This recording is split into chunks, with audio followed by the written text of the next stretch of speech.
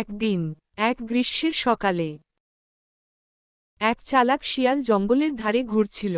হঠাৎ তার নাকে এক মনোহরা গন্ধ এসে লাগল। সে গন্ধ অনুসরণ করে এগিয়ে গেল এবং দেখতে পেল এক গরিব গরুর রাখালের ছোট কুঁড়েঘরের সামনে একটি মাটির কলস রাখা। কলসের মুখ খোলা, আর তার ভিতরে রাখা গরুর দুধ। শিয়ালের মুখে জল এসে গেল।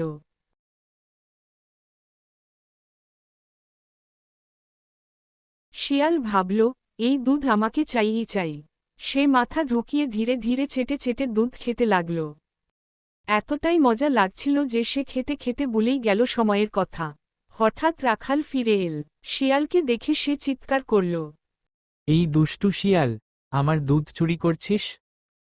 শিয়াল ভয় পেয়ে দৌড় দিল, কিন্তু যাওয়ার আগে পিছনে তাকিয়ে বলল, ধনদৌলতের পাহারা দিতে গেলে চোখ খোলা রাখতে হয়।